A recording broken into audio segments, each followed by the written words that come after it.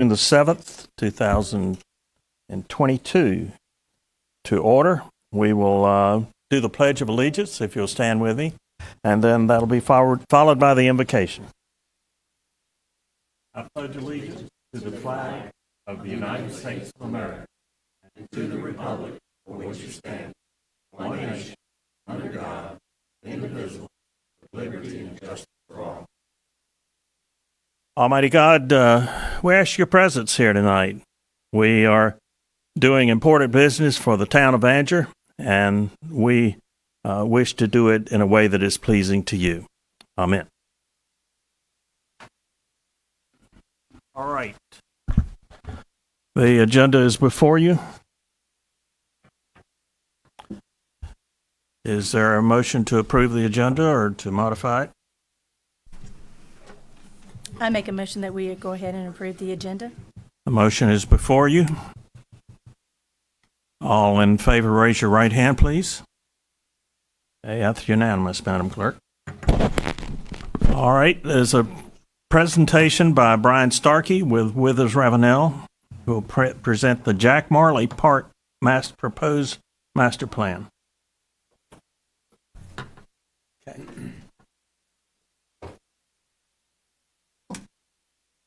Good evening, Mr. Mayor, members of council. Thank you for your time this evening. If you'll introduce you are Brian Starkey, I take it. Okay, that's Just about to do that. okay. I am Good. Brian Starkey. I'm a landscape architect with Withers Ravenel Good.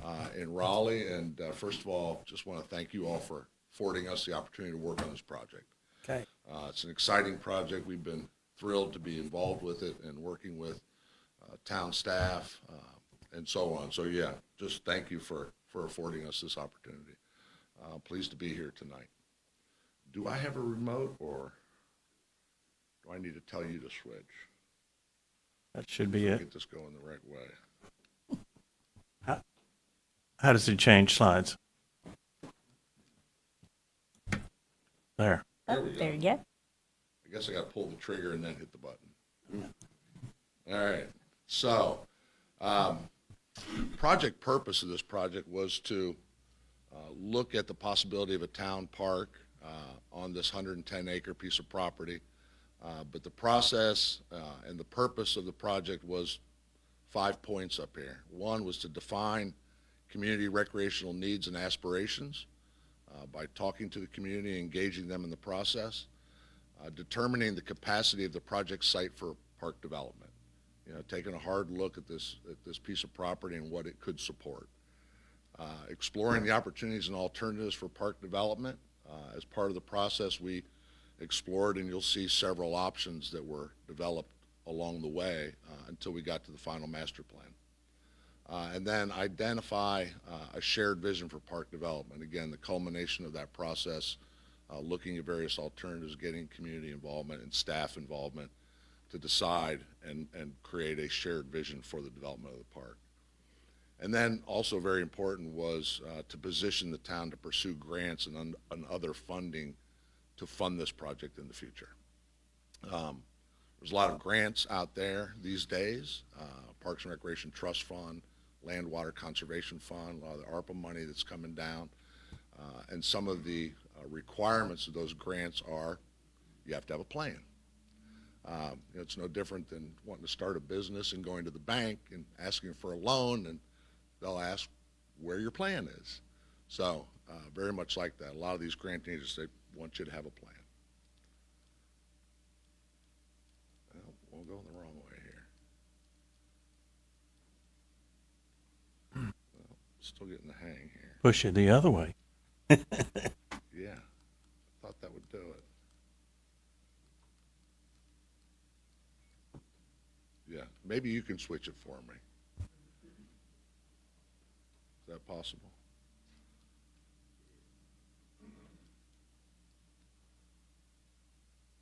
Okay, next one.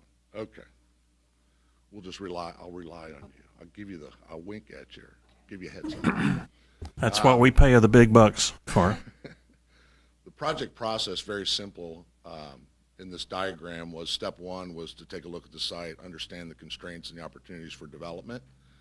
engage the community, and we did that in a couple different ways. I'll talk about that. And then, program development and looking at alternative concepts, just generating ideas about how this park might take shape, and then generating the draft and final master plan. So, Project Vicinity, just to let you all know where this site is, you can see downtown Angier there, right under the word Angier. You can see I just put Jack Marley Park on here for reference. The agenda says Jack Marley Park, but this is not Jack Marley Park that we're talking about tonight. It's a Newtown Park. And then the site down there in the southeast corner of the context of the town of Angier. Go to the next one. So here's the site a little bit more close up. Black River is to our south and forms the southern property line. All the way over to the right of that image, you can see Guy Road. And then on the bottom left corner, you can see a little piece of NC 55. Up in the left-hand corner is Campbell Street. And that's where the sewage treatment plant is. The three most maybe critical aspects of this project site: one, it's 110 acres. It's a big site. You can do a lot with 110 acres. Currently, the land use is a spray field. So all of those open areas that you see that are not covered by woods are effectively spray fields that come from the sewage treatment plant. It's been used for several years for that purpose. Even the upper left-hand corner of that, which looks sort of wooded, is spray field. Now, in addition to that, this might be one of the only parks that I ever got involved with and designed that's landlocked. There really right now is no access to this park site. We've talked about that at length with town staff and with some adjoining property owners and so on. And I guess the bottom line is that this park won't get developed until some of the development happens around it. And so we've been, again, talking to adjacent landowners and so on. One idea is to connect to Guy Road. That was our first inclination. But it's also possible to go out the northern end of this site and go about 600 feet further, and you could connect to Benson Road. But clearly, there's no real opportunity to develop the park until some of that development happens. So this is off in the distance a little bit, the development of this park. Campbell Street does have an easement, and you'll see in the master plan really looking at a secondary access from Campbell, primarily to serve as emergency access or maintenance access. You can go to the next one. So as part of that first step in site analysis, we took a look at several things, beginning with natural features and what those might impose in terms of the development potential of the land. This diagram represents what's forested. These are natural features, where the floodplains are, where some of the wetlands are, and you'll see more about that. Floodplains, we have a 100-year and a 500-year floodplain on the site associated with the Black River. Go to the next one.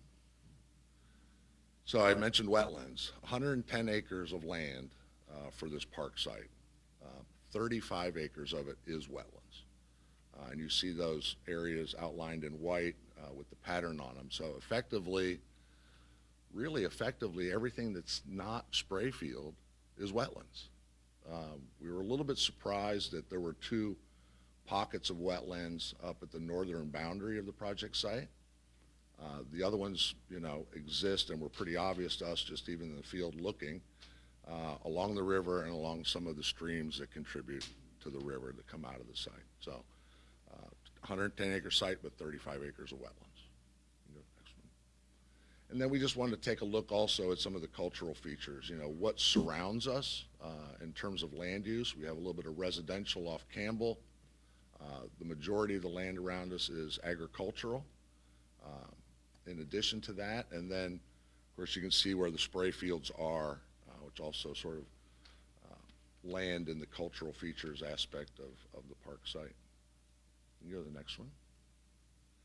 So, having done the site analysis and understanding what the opportunities are for development of this site, we started our community engagement process. It was very important for us to listen to the community, understand, in addition to what staff was telling me, what the community really wanted to see happen in Angier in terms of future recreational opportunities. So we held 3 community meetings.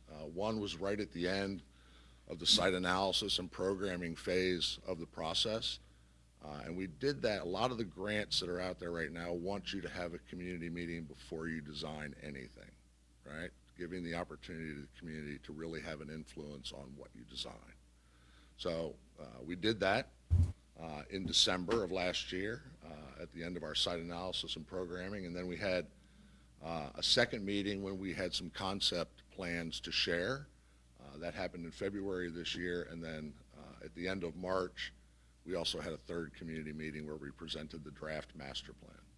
So as you can see the photo here, right here in the chamber.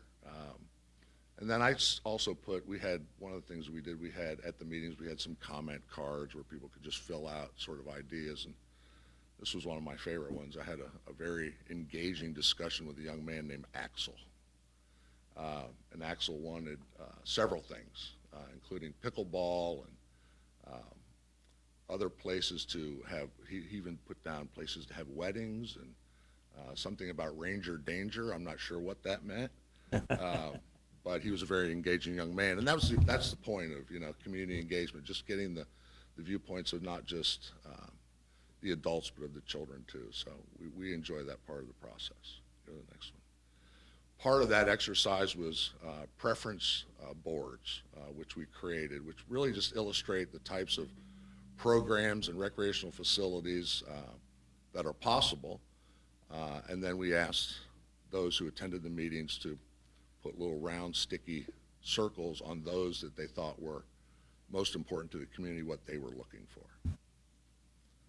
And the results of that, as well as the survey, started to really tell us a lot about what the community was looking for.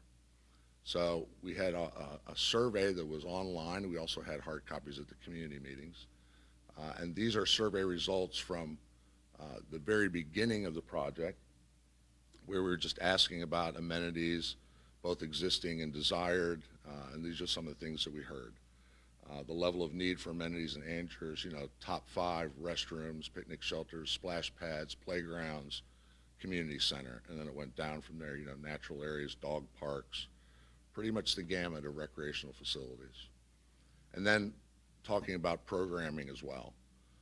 And some of the things that rose to the top were farmers market, special holiday events, art and music festivals, teen programs, senior and active programs, and so on. So we did this both, we sent out communications to inform the public. We did that in English and Spanish so that we covered the population. We understand there's a large Hispanic population here. So that was some of the results of our first survey. We had almost 350 people participate, which wasn't too bad. We were pretty pleased with that. And then later on in the process, when we were presenting the draft master plan, we conducted a second survey. Didn't get quite as much participation in that. And I'll also tell you that the community meetings were a little bit lightly attended. We'd hoped to get more folks, but I think there's been a lot going on in the last couple of years, as you all know. And so we didn't get quite as much participation as we wanted to, but we felt like we had a fairly good representative sampling of the population. You can see the first question there was to rank the facilities illustrated by the draft master plan that are most interesting to you as a resident. And then the second question, rank the facilities illustrated by the draft master plan from what you feel are most needed for the community. And you can see that there's a lot of commonality in the first 5 or half a dozen of the things that were mentioned: playgrounds, trails, splash pad, nature-based play, and of course sports fields were also present. And then with Heather's help, we also did some social media engagement. You can see some of the numbers up there in terms of impressions and reactions and post engagement, clicks, likes, all these things that I sort of understand, but I'm a little bit old for this stuff. I don't really participate much in social media. But anyway, we did get some good feedback from that way of gathering information. You see a couple comments down there from social media. A lot of talk about needing longer walking trails, walks in nature, that was something that was missing from the system. More parks and programs for younger children and events. And the splash pad was something that was talked about a lot. So splash pad and climbing structure for kids, and then someone said, I second the splash pad. You can go to the next one. Some of the programs that we talked about, you know, getting kids in touch with nature, providing opportunities not just for play, but for education, environmental education, of course, sports, and different programs that would support getting at what sort of facilities does this park need to address these programs.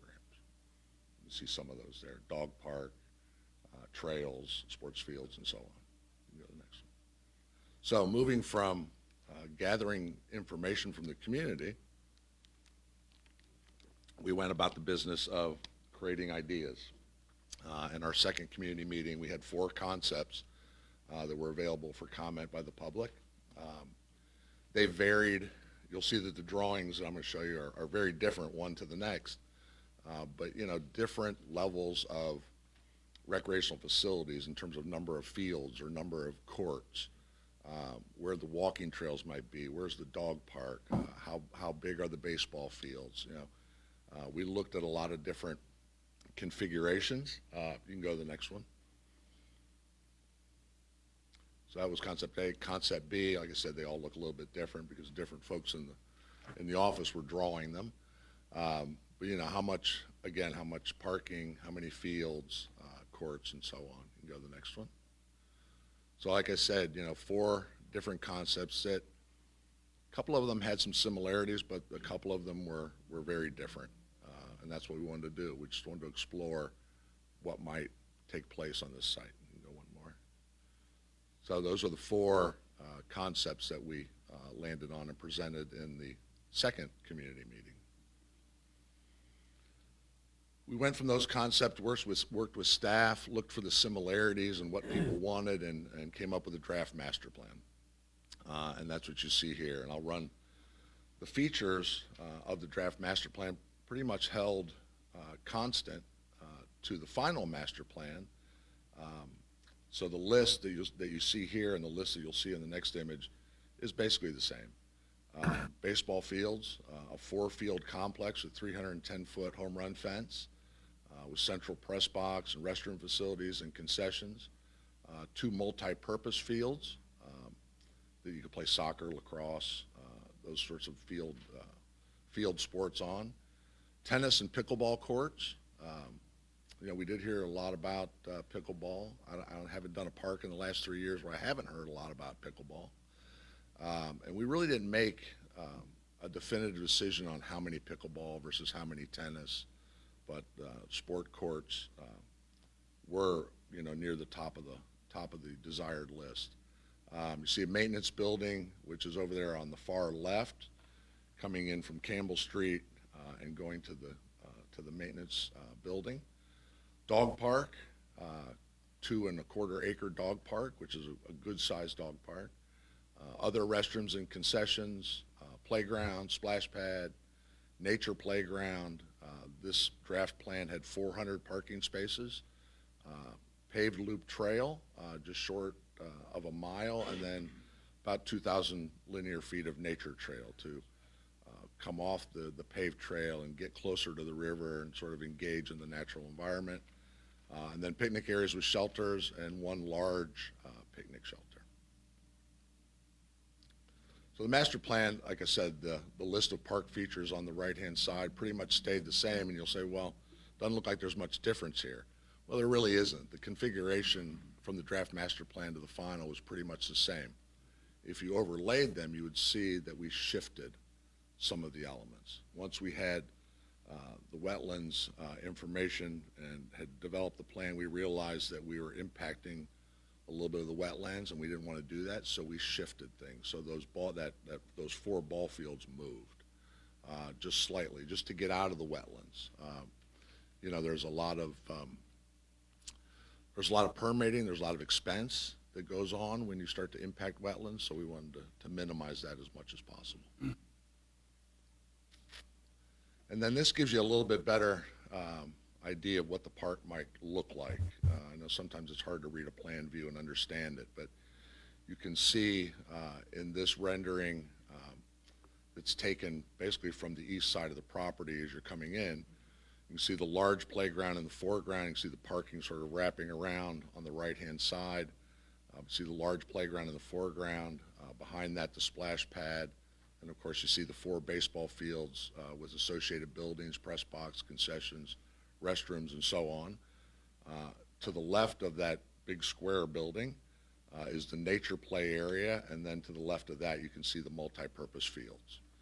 Beyond the baseball fields, you can see sort of pink and purple. Wanted that to jump out. That's not necessarily what color we'd paint the courts or suggest that you paint the courts, but I wanted to be able to see the tennis courts and the pickleball courts beyond the baseball complex there. You'll see other blue areas that look like ponds next to the parking lot, and then behind the larger building, those are stormwater management ponds. Between the walkways and the plaza areas and the parking and the drives, we're putting a fair amount of impervious surface on the site, and we need to treat that from a stormwater management perspective to protect water quality and so on. And since we're so close to the Black River, well, we'd have to do it in any case, but try to position those things so one, we created some natural space between the parking lot and the activity areas, the splash pad, the playground, and so on, so that we've separated the parking, so the parking wasn't necessarily right there. It's convenient, the parking is convenient, but once you're in the park space, trying to get that parking lot to kind of go away so that you can immerse yourself in the park experience. I see a couple of the list of a couple of the program elements, facilities that would support new programs and so on. And you can go to the next one. Then we started to try to put some cost to this, and it's a lot of money. We have talked a lot about phasing the project, and certainly phasing is possible depending on what the immediate needs are, depending on what grants are available to us. And as I mentioned before, with coming development around the park site, which is what it will take to get this park off the ground. But, we're thinking you've got somewhere between a $12 and $20 million project here. Costs are incredibly hard to predict at the moment. And with a master plan level cost estimate, you see a 20% contingency down there just because we just don't have all the details at this point. But we made some educated assessments of the facilities, and based on our experience and some of the costs related to construction that are out there these days. And yeah, it's a big undertaking. It's 110 acres and a lot of facilities and buildings, and you got to bring utilities to the site and so on. So like I said, it can be phased, but the total price tag is somewhere there between $12 and $20 million. Go to the next one. So with that, I wanted to be fairly brief and respectful of your time, but I'm happy to take any questions that you all have. And again, just want to thank you for the opportunity to be involved in the project. So. Any questions from the board? Appreciate that. Thank you.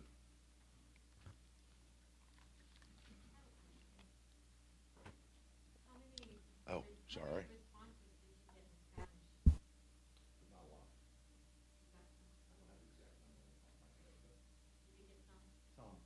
Not as many as we would have liked. Any other questions from the audience?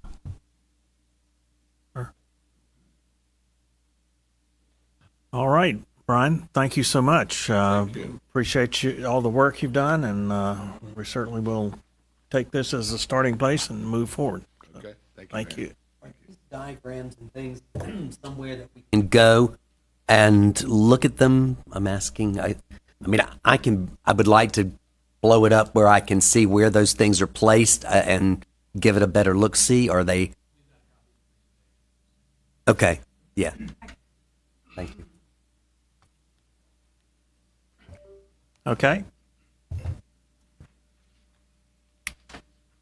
All right, next item on the agenda is citizens' comment period. Traditionally, this speakers have been limited to 3 minutes apiece. The topics must be related to the business of the town of Anger. You, of course, would not expect us to make a quick decision on something, so we welcome feedback, but we'd like the time to consider it and give it a good looking at. If I think we only have like 6 people signed up, so you're welcome to use your 3 minutes for your own use. So the first speaker is Brian Hawley.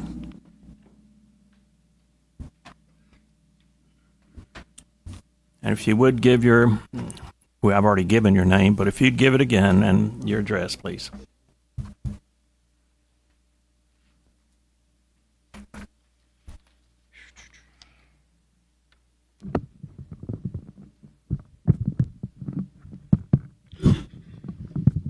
Thank you, Mr. Mayor.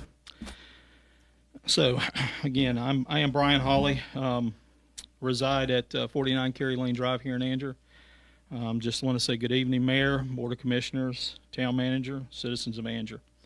Our May meeting, when I was watching the video, I think some things were stated that may have come out a little clouded. And so I'm here tonight to try to address a few things that I didn't think were handled appropriately. So, there was a mention about $700,000 that the town would be losing. And I went and did a records request to the town of Anger for the monies that we've spent towards the new town hall. And what I found out was that money is spent for architectural fees, meaning the blueprints and et cetera, which is monies to me that's not lost. It's just money that is necessary for us to spend in any project, regardless of what we're going to build. And so I disagree with comments that were made as that being lost funds. Sunk funds, yes. Lost, no. Those funds are still there. We're still able to use those, those blueprints as we move forward. And speaking to a couple of my friends who are architects, they assured me that, this happens quite often in government where projects are placed on hold because of unstable environments, and we see it today in inflation. So as costs are skyrocketing, of course, all of us citizens are getting concerned when we have infrastructure issues. Why would we spend $20 million on a building when we can't even fix our water pressure? So these are things I think the community needs to look more into before we move forward with building something. There's all kinds of things I put on these comments, for you guys to read. I'm not going to be here to bash anybody because we all make mistakes. I would like for the town to move forward and, apologize where we need to, make sure things are done appropriately, and stop the infighting and bickering and do the business of the people in a professional manner while you're on this board. The last thing I want to cover is something that's been concerning of me tonight. I know there's a request for a car show here. And I feel like that, I believe that car show was not identified in name of who it was for, but I kind of suspected it was for Holvet. And I have concerns there because last year, October timeframe, I requested financial records for this nonprofit organization. They sent me email confirmation back that they received my request. I've yet to receive any financials from their organization. So what I would request for this board to do is what I would request anybody to do before they approve things, and that is to bring in their financial records, look at them, post them for the public to review. I'm not saying this shouldn't happen because I believe all things, that's good for the town should move forward. But I do believe you have a due diligence to protect our interests here in the town. So I would ask you to please consider looking into that before you move forward with that. Thank you. Thank you, Mr. Hawley. The next is Mike Palladino.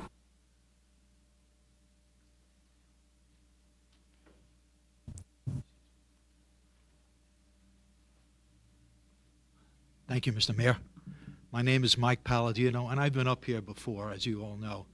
The last time I was up here was either the beginning of November or the beginning of December's meeting, which I'm sure your transcripts can pull that up.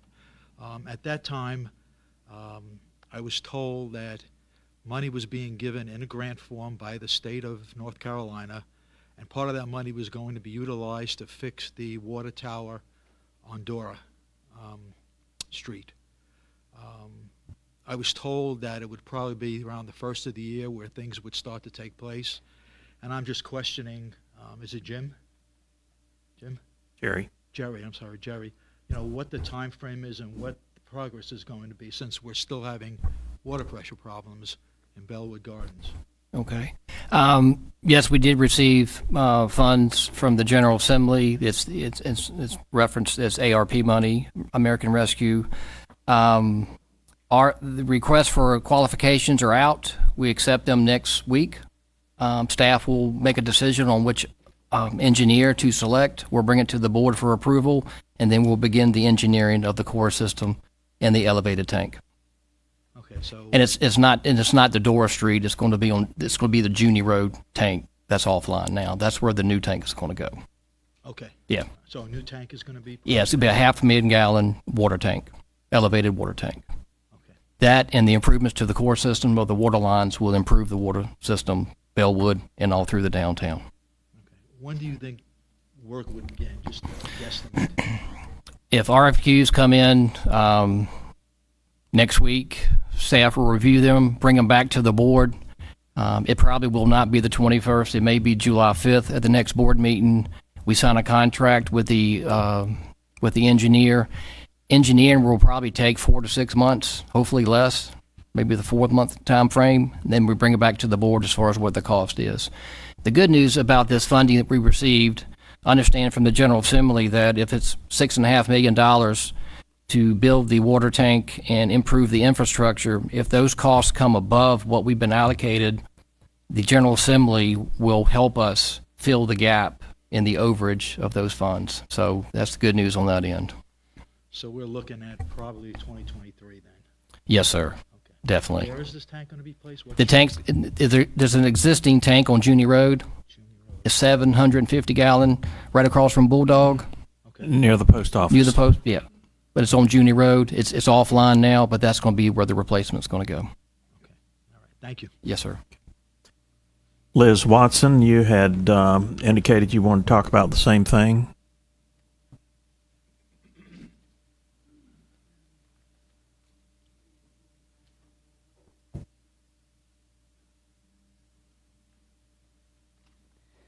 I'm Elizabeth Watson. I'm back. 925 Bellwood Gardens Drive, also a resident in Bellwood. So I had my home inspected for my one-year inspection. That was done April 14th, 2022. And as you can see on page 2 of what I just handed out, my water pressure was at 20 PSIs. Which is a problem. From the time that I've moved in, I've watched the water pressure go down and down and down as more and more people moved in and the development was being developed. Now that it's completely developed, I'm sitting at 20 PSIs. I even bought my own water pressure meter to keep track of it. And May 20th, I had 27. May 23rd, 36, May 28th, 28, June 5th, 24, and today was also 24. So as you can see, there's a pattern here of, for the most part, well below the standard. I also had the plumbers come to check this out and look at the valve to make sure that that was completely wide open per Jimmy's request. And he said that it was already at the maximum that it could go. We also removed certain things from the water spouts to allow more to come out at once. But this is certainly a problem. I'm tired of running my dishwasher twice because the soap suds just kind of run down, especially if I have another appliance going. If I'm trying to water my grass again, because it is that time of year, I can't use an oscillating sprinkler. So the amount of water that I'm using is greater than what it should be. So if we can't fix this problem immediately, maybe Bellwood should get some kind of a discount on our water because we're having to use much, much more, and that's not at the fault of the neighborhood. So that's all I've got. A resolution definitely needs to happen because people are going to be watering their grasses and so forth. It doesn't really seem to matter what time of day, if it's on a weekend, weekday, weeknight. It's just what it is. So thanks for Thank you, ma'am. letting me speak. Justin, is that in Maine? Yes, sir. My question's been addressed. Thank you. Okay, thank you, Justin. Dolores Price?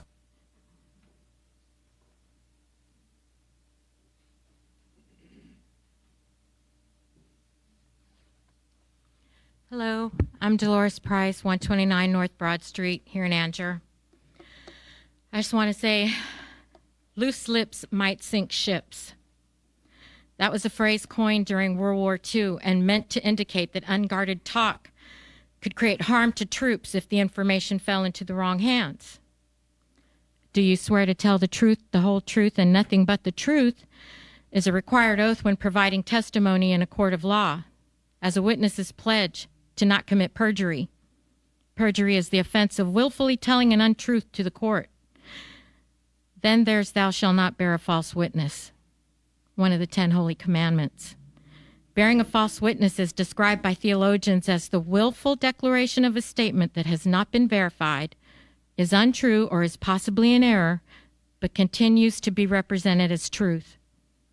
In the last town hall meeting, Mayor Bob Smith requested a motion to approve the agenda with a series of I believe statements that disclose topics that were intended for closed session. In my minimal experience with closed session is that these topics are not meant for public consumption. Otherwise, why do we get herded out of the building? Why are these statements not made public after you come back and we're allowed to come back? While I'm all for transparency and the community engagement, I believe statements made were meant to purposefully mislead the community to accept as true that there was collusion, misappropriation, and or other nefarious activity between an esteemed North Carolina Senator, Jim Burgeon, and the Board of Commissioners in general, but Commissioner Price specifically, who I happen to take a personal interest in attacks upon his character. These statements further magnified the divide that former Commissioner Mike Hill continues vehemently to discuss from this podium on a habitual basis. At the last town hall meeting, he was provided the opportunity to speak after the public commentary session had stopped. He spoke directly about closed session agenda items as though he knew what was going to be discussed. How in the world did he have this information? It was freely shared that he got the information from the town manager, Jerry Vincent. I don't know if that's true. I did hear afterwards that Mike misunderstood what Jerry shared with him. Again, I say loose lips sink ships. And this is a very small town. And this is a very small ship. And like Mr. Hawley said earlier, and he said it very eloquently that I want to echo it, is that we need to conduct ourselves in a professional manner. Keep the opinions out of it. Yes, we get to share as the public, as taxpayers, but the two people who went in front of me are worried about the infrastructure and have been worried repeatedly about the infrastructure, which is where our resources need to be focused. And if it was because we needed to pull back on spending the money on the town hall, then so be it. That's where the priority is. Thank you. Thank you, Dolores. The next speaker is Chevelle Harmon.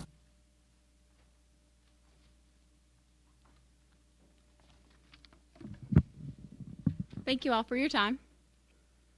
I'm Chevelle Harmon. I'm at 95 Honeycutt Drive. I want to start by apologizing to all the town employees on behalf of many concerned Angier citizens. We want you to know that you're valued, appreciated, and unfortunately silenced on a matter that has most to do with your future. You all work so hard to keep Angier moving and thriving, and it does not go unnoticed. Thank you for everything you do for all of us. As a tax-paying citizen, I do not see the investment in a new town hall as a burden.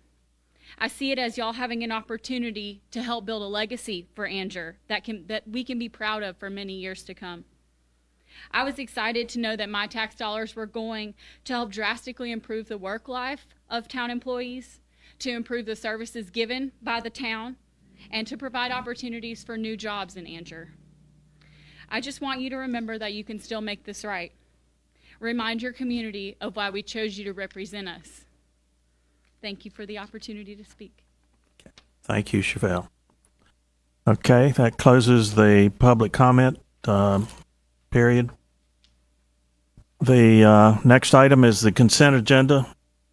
We have minutes from the board retreat and the regular meeting of May the 17th. Is there a motion to approve the minutes? I make a motion that we approve the consent agenda. All right, all in favor of that, please raise your right hand. Okay, thank you. All right, we have public hearings. The first is a voluntary annexation petition that's submitted by Van Stevenson, requesting to annex approximately 74.716 acres located at 1251 North Raleigh Street. We asked the clerk to check on the sufficiency of the petition, and she has certified that it is sufficient. That just simply means that it follows the procedures. The public hearing date was set in May and was advertised. Following the public hearing, the board will be qualified to consider the adoption of an ordinance to annex the property. Sean, are you going to lead this effort? Okay.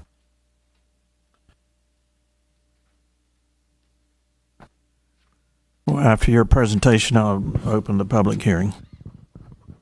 Good evening, Board. Like the mayor mentioned, the first public hearing on tonight's agenda, we have a voluntary annexation petition submitted to us by the Stevenson family. We do have Mr. Van Stevenson in attendance with us tonight. If the board has any questions for the property owners, I want to point out first that the Andrew Board of Adjustment has already approved the master plan for a mixed-use development on this property in question. That is the White Oak Creek Crossing PUD, as we called it, approximately 370 residential units, plus some commercial tracts for future development along the future Highway 55 bypass corridor. This property will have entrances both to North Raleigh Street, just south of the State Employees Credit Union, for reference, as well as Rawls Church Road on the western side. But I did want to make sure the board was aware this is the same property where that development was already approved. And now the property owners are petitioning for annexation so that they can receive town services for that development. Okay. Any questions for me? Questions, board?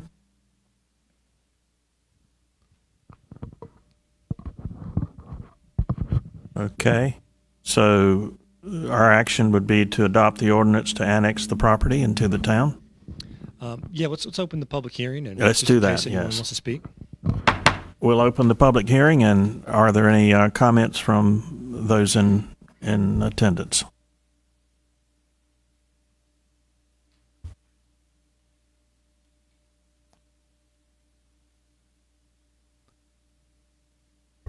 I value public comment, so I'm sorry I overlooked that. So if there are none, I'll close the public hearing.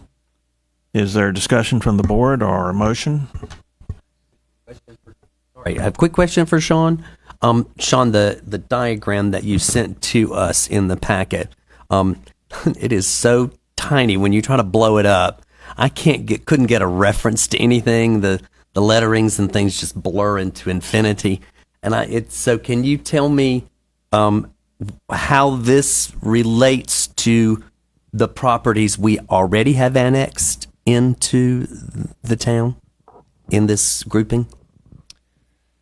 Okay. I'm going to try to follow along here on the screen with me if you can see my little red dot here. This parcel right here, roughly 2 acres, which the property owners also own the White Oak Creek Crossing LLC.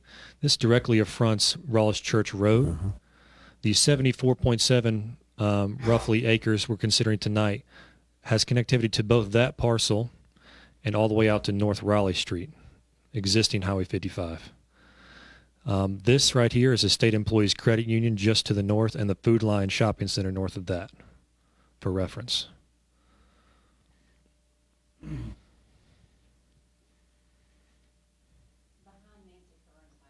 I mean, I'm a little confused.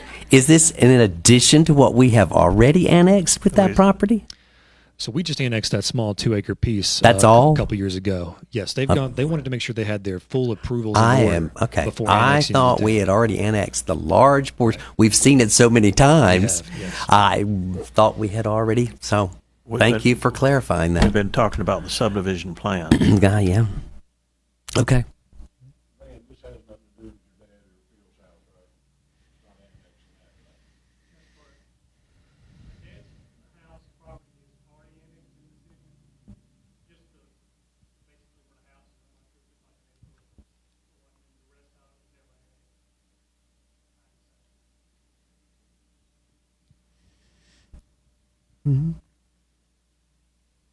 Any further comments or questions from the board?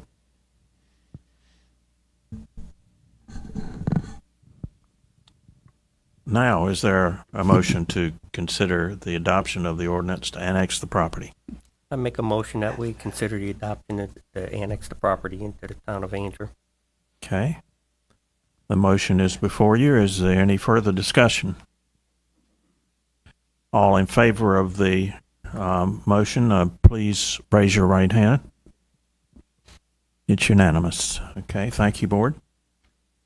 All right, Sean, number 2, annexation petition submitted by Sandra Stevenson and Peggy Hardison involving 17.675 acres on North Carolina 55 West in Anger. And once again, the petition was certified to be appropriate, and the public hearing was advertised for today. So following the public hearing, we can adopt an ordinance to annex the property if we so choose. What you got? So for reference, the 17.6 acres located on Highway 55 just south of town, this next door is the Cambridge subdivision. There is a church currently on this tract directly north of the property. For instance, this is Highway 55 headed towards Coates. This is Highway 55 headed back into Anger here. This 17.6 acres is on your left as you head towards Coates, south of town. Another reminder, the Board of Adjustment has also already approved the mixed-use development, including townhomes and single-family lots. A total of 88 units was approved on this 17.6 acres a couple weeks ago by the Board of Adjustment. And now the property owners are continuing with the development process by annexing into town so we can provide them water and sewer service. Okay, any questions for Sean? Sean, with this piece here again, is this now encompassing the other side of 55, not the pie wedge in the center? So you pointed out where the church was. Have we now gone across 55 to include more land to this development? It's to Is the that what left. it? Totally separate development, but Yes. yes, right across the street. So that's what you're questioning tonight, is that section across the road now, Right. and same developers, Different, totally different group. totally different group. Yes, sir. Okay. So the plan has been approved. It's just a matter of annexation. That's right.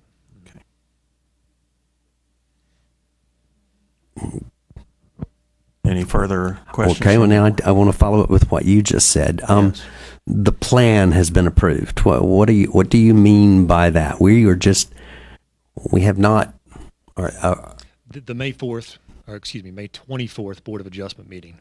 This board and the ETJ members from the planning board heard a mixed-use development request, which was approved a couple weeks ago. 88 units were approved for that particular property. Okay. My bad. I was on vacation. Yep.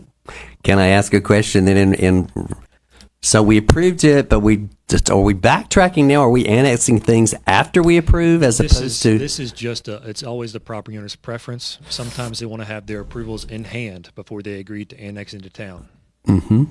Okay, because I'm so now confused because we've annexed things and then turned down the plans for it. So as this property across the street was, we annexed it first, and then the plans across the street were turned down immediately following it. So just for and I apologize to everyone for my ignorance here. Can you tell me in a brief statement, did what happened with the land use across the street, did it come into match with the triangle piece, or did it backslide? When you say come into match, we density? turned we turned them down. They came back and they gave bigger lots. They reduced. So there was a lot of detail put into that. And so I'm just asking now, with the lot across the street, this annexation, does it match in scale what we approved to be built across the street? Similar. Unlike the one across the street, you're referring to the Easley property, the large tract. Yes. That one is all single family. This one on the tract here tonight was about 2/3 townhomes, 1/3 single family. So more units per acre. All the single family lots were over 6,000 square feet an acre, similar to a R6 lot. The developer also proposed a long list of voluntary conditions for the quality of the facade of these dwellings as well, which we have not seen before. I'd be happy to show you a copy. Great, thank you. And does it kind of slightly match active green space? I think they had over 30% open space. Okay, I love hearing that. Yep. Thank you.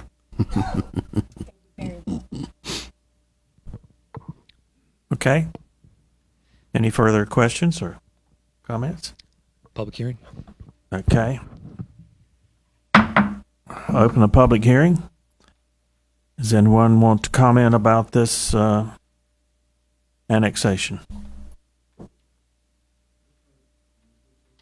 Yes. Why don't you come up to the microphone? Being a resident of Cambridge, can you just give me an idea? Is it directly towards Coates from my neighborhood? Is that what you're saying?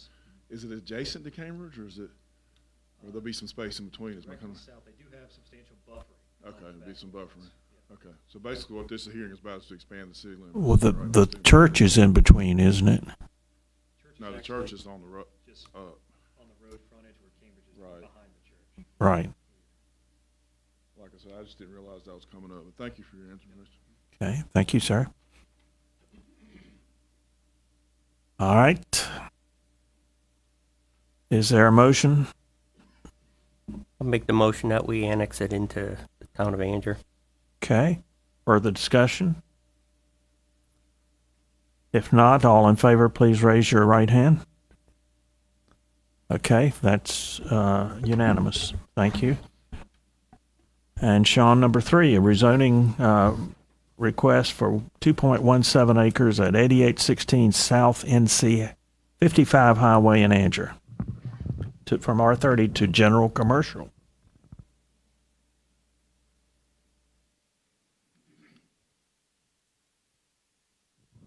Okay. Item number 3 under public hearings tonight, we have a rezoning request submitted to the town by Mr. Stuart Matthews and Mr. Morris Coates. The property in question, just over 2.1 acres. I got a vicinity map on the screen for reference. Where the red arrow is the 2 acres in question, right across the street from the Sunny Skies ice cream shop, just south of the Carolina Charter Academy on the opposite side of 55 here. This right here is the Wake-Harnett County line cutting across the screen here. Current zoning is RA 30, and the proposed zoning is general commercial. I've got a zoning compatibility map on page 2 of your staff report in front of you. This darker orange yellow color here is our RA 30 zoning district, as you can see directly adjacent to the property in question.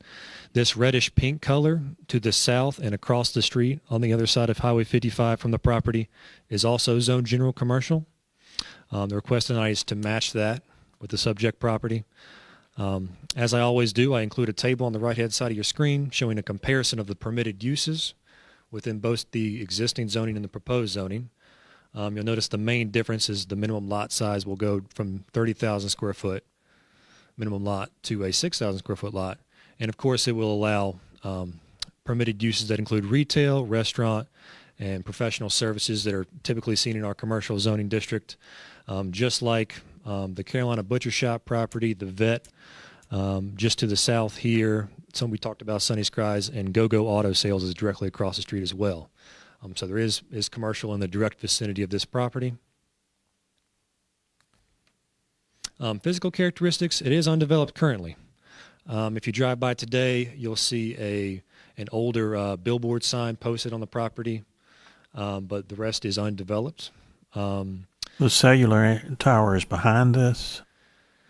Yes, cell tower just behind, on the property behind it. Yep. For reference, this parcel is actually where the Highway 55 bypass will branch off of existing 55 and tie in. In other words, this field directly to the north, there will be a 4-lane highway cutting through it, kind of like I'm showing my cursor here. There will be a street stub from existing 55 out to the bypass. So instead of driving by the charter school, you'll take a left and you'll tie in perpendicular to the new bypass project once that's built. So this parcel will essentially be right there at that intersection of 55 business, we'll call it, and 55 bypass. Okay. Our surrounding land uses, I've listed a few. We've got some retail, restaurant, professional service uses, and as we know, we've got the charter school on the other side of the street. There is Town of Andrew water and sewer available. As we always do, we look at our land use plan compatibility. This is a screenshot from our land use map here. I've used a white arrow so it would stand out better on the map. This purple, lavender color, we'll call it, here on the property in question, that is our commercial mixed use land use classification, which as those of you who were with us when we designed the land use plan remember, that was designed specifically to be flexible and to encourage commercial uses along our bypass corridor. So the requested zoning district of general commercial is in line with the land use plan. You'll see my staff evaluation, my 4 bullet points on the next page. I won't read through them all because the answer is the same. Staff does conclude that this complies with our land use plan. The planning board did vote unanimously to recommend approval of this rezoning to general commercial, as does staff. Does the board have any questions from me? We do have Mr. Morris Coates in attendance with us tonight, representing the property owners, just in case you have questions for him. Okay. Any questions?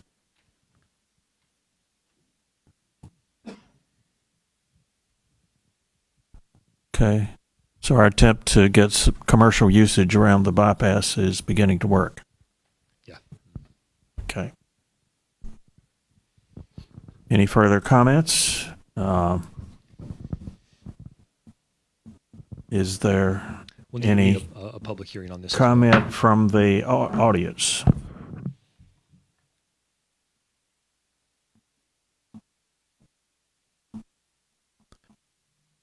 If not, I'll close the public hearing. And is there further discussion from the board?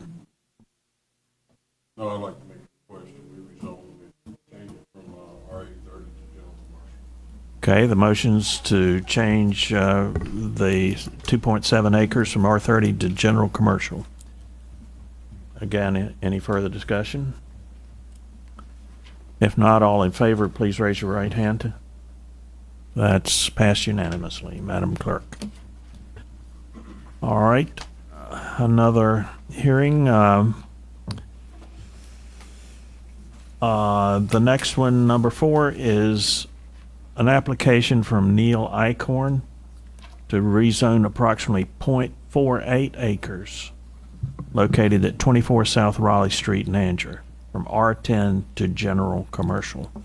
Seem to be starting a trend here. Yes, sir. I'll direct your attention to the south side of town. This is on South Raleigh Street for vicinity here on the map. Directly north of the Corner Grill, for those of you who are familiar, directly south of the Raleigh Street townhomes. There is a vacant lot, almost half an acre, that Mr. Eichhorn has acquired. He wishes to rezone that property from R10 to our general commercial district, which, as we just spoke about on the previous item, would allow retail, restaurant, and professional service uses we typically see in our current zoning. Our compatibility chart is on the second page of your staff report. I'll point out the existing commercial zoning directly across South Raleigh Street. This is the Fresenius Medical Center, opposite the tract in question, gas station to the north of that, and this to the south is the Corner Grill restaurant. This tan color is our R10 district, and this light, we'll call it tan, behind it is our R15 district. This property does have direct frontage on Highway 55.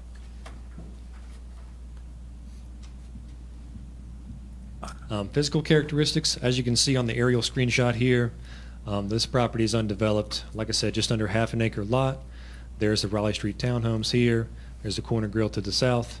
Surrounding land uses include some single family and some multifamily, as well as retail and restaurant uses.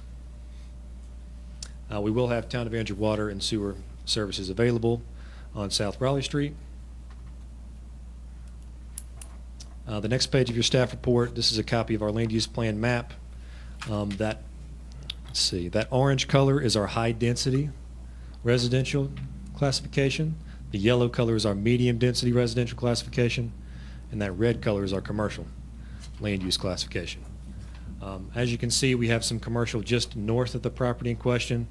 Unfortunately, the parcel we're talking about here tonight was classified for medium density residential, which I'm sure if we could do again, we would extend that red commercial further on down South Raleigh Street. If you'll keep in mind, this was done in 2017, and quite a bit's changed in Andrew since then. We always do a comparison between the proposed district of general commercial and land use classification of medium density residential. You'll see those P's do not line up in the box, indicating the permitted uses would not align with land use plan. But like I mentioned, a lot's changed since that was drafted. In my staff evaluation, we do have to address noncompliance with the land use plan. However, there is sewer service available, and it is directly adjacent to existing commercial uses. So for those reasons, staff still recommends approval of the rezoning to general commercial. At their May 10th meeting, the planning board also recommended approval to general commercial. Sean, could you go back up to the last map, please? Do I apprehend correctly that there is still access from the property behind that, between that and the grill, and on the other side of the grill, so that this doesn't block off the back property? That's correct. Yes, sir. Okay. Sean, who owns the land?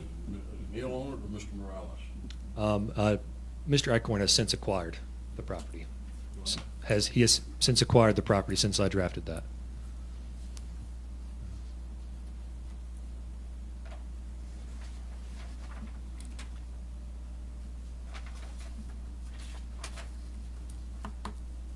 Any further questions? First from the board, and we'll get to you in just a minute. John, I got a question. The Corner Grill, is that not commercial property? It is. It is. Okay, I was just wondering, because I see it in yellow there, that's why I was asking. Well, there it's pink. Okay, yeah, there it was pink, and the next the other one was yellow. Just All right. Any further comments from the board or questions? If not, we'll entertain questions from the audience. Yes, ma'am. If you'll come forward, please. We do a record of this, and it has to come through the microphone. That's why we ask you all to. My question is, do you know what I have his no idea. plan is for that lot that he's acquired? I'd rather Mr. Eichhorn answer that. Okay, because Okay. my property is directly behind it and goes all the way around behind the Corner Grill. And my concern is my property there, when I get ready to do something with it, after my mom is gone, is that gonna affect where she lives and the Okay. land we have behind there, that's farmland? That's why I was asking about the access. Yeah, yeah, there Would is you access. give us your name and address for the Trudy record, please, Trudy- ma'am? Trudy Stevenson Chapel. Yes, ma'am. And my concern was, yeah, we will have access to it. But my concern was, is this going to, like I said before, going to affect my property that I can't do with it, or come to the board and say, can I do this with my property? Okay. Is it locked in? Technically, we can't ask about usage I was just about to weigh in on that. Yeah, in we- zoning. If Mr. Icahn wants to volunteer that, is that okay? Well, we cannot ask him, and you cannot make your decision based on his answer, so it's probably Okay. better for him not to even answer All that. right. Because you can't take that All right. into account Thank when you. you're voting on Okay. zoning. Thank you, ma'am, for bringing that up. Any further questions from the audience? Or for that matter, from the board? If not, the hearing is finished, and so any discussion from the board? And good issues were brought up, I think. I'd like to go ahead and make a motion that we grant the rezoning request for the property, changing it from R10 to general commercial property. Okay. The motion is before you. Any further discussion? If not, all in favor, please raise your right hand. Okay, it's unanimous. And I'm not biased against the left hand, and I may ask you to raise your left hand at some point. So. All right. Old business. We need to fix a date for annexation public hearing, just like we've just gone through, on a parcel submitted by Roger Howard Dupree. It's 91.85 acres located on Tippett Road and Roy Adams Road. Sean, what you got?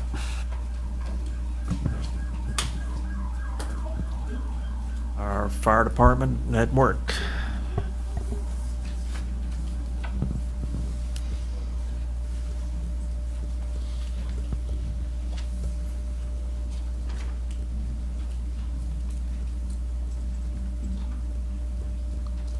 There we go. As you can see on the screen here, the property in question tonight, just under 92 acres in total. It encompasses 3 parcels, the first of which situated on Tippett Road on the southwest side of town. There we go. Let's see. For reference, I'm going to use my laser pointer here. This is Tippett Road on the north side. This is Mr. Roger Dupree's farm headed south from Tippett Road. Just to the east here is the intersection of Tippett and Roy Adams Road. So just to the east of these properties in question petitioning for annexation, we have the Clearfield subdivision. So this property is west and south of Clearfield. So it abuts it on 2 sides, this side and this side. And just on the eastern edge, this is Roy Adams Road cutting through Mr. Dupree's farm as it sits today. For a heads up, we do have an applicant submitting a conditional rezoning for a subdivision plan on these properties that will go to the planning board next week and to public hearing in July. So you will see this again. Okay, any questions or comments from the board?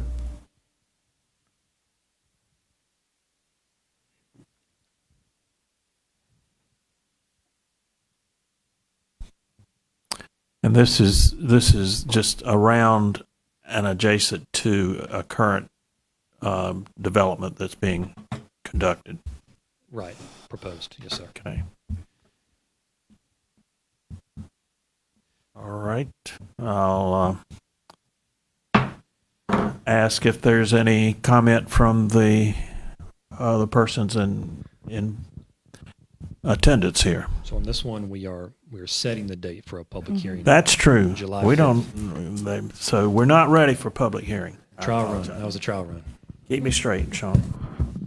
All right. So, motion to set the date for public hearing, probably next meeting, That's right, July 5th. July 5th. Okay. Is there such a motion? I go ahead and make the motion that we go ahead and set the date for July 5th. Okay, any discussion, further discussion? Okay. All in favor, please raise your left hand. Okay, well, there was one right hand down there, but I'll count it. All right, it was unanimous. All right, thank you. Now, the storage yard ordinance discussion. Yes, Mayor, I'd like to go ahead and make a motion that we go ahead and grandfather in all the existing storage facilities. We've been beating this for almost 2 years now. And I think I've discussed a lot of it with the property owners, and I think we need to go ahead and from this day forward, everybody that's got an existing junkyard or storage yard, they're grandfathered in. From here forward, new businesses have to adhere to the ordinance.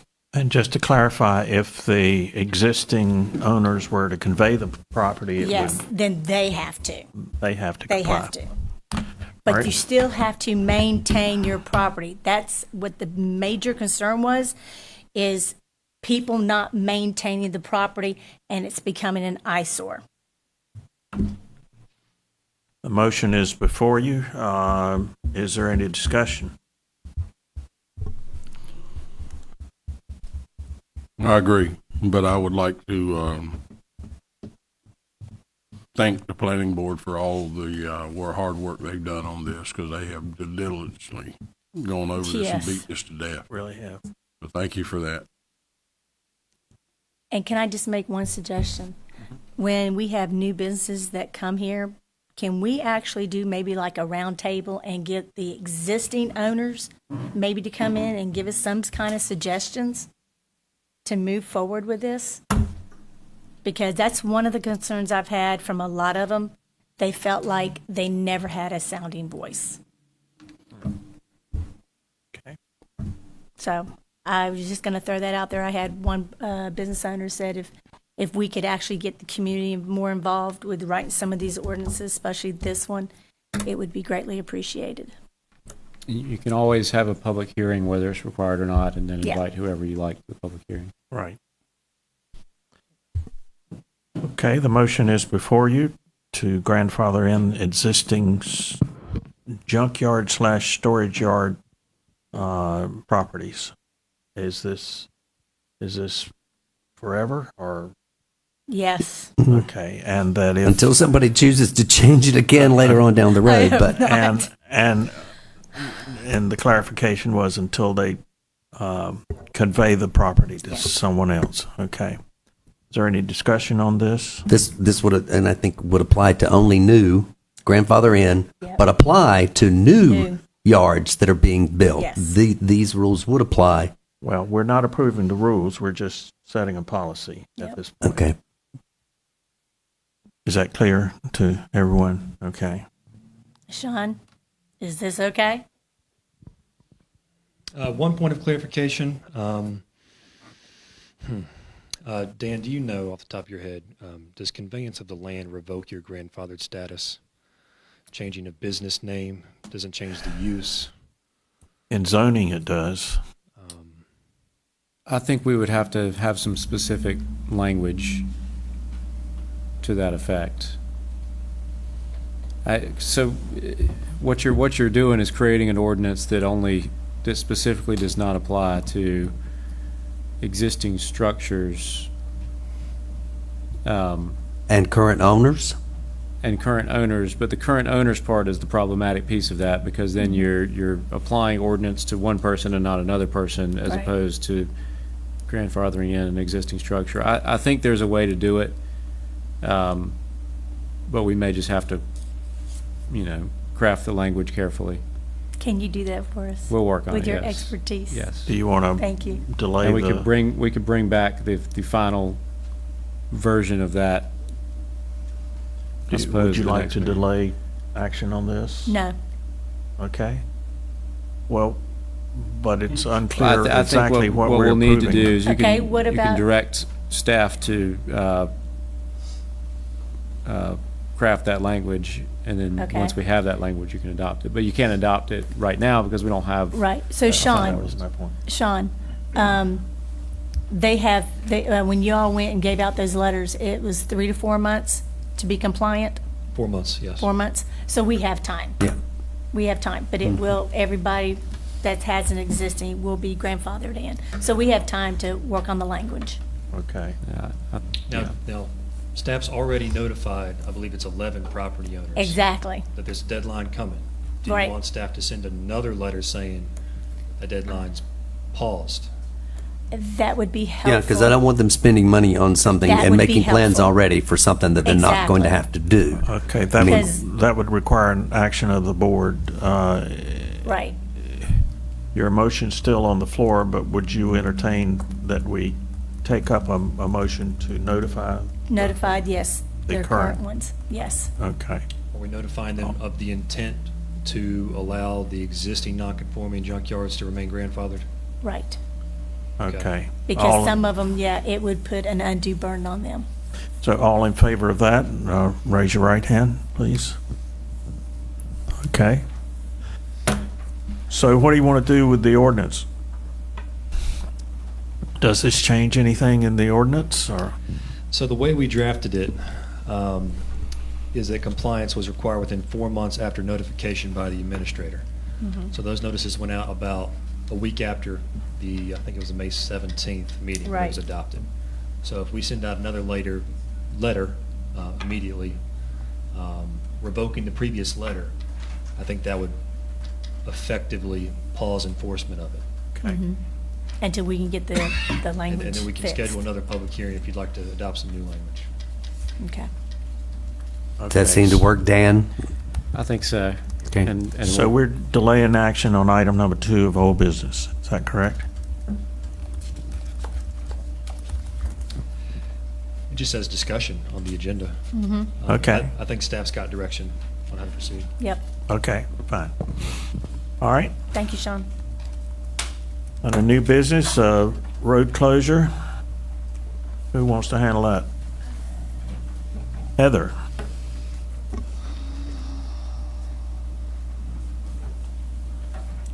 Good evening.